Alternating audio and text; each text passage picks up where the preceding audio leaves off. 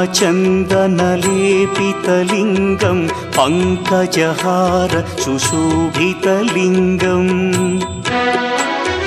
सञ्चितपापविनाशनलिङ्गं तत्प्रणमामि सदा शिवलिङ्गम्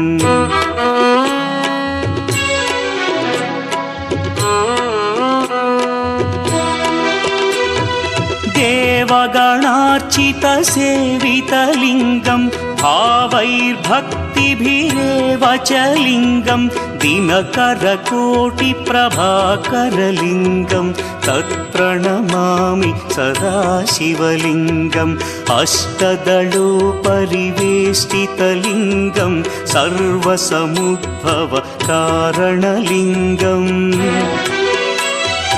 अष्टदरिद्र्यविनाशनलिङ्गं तत्प्रणमामि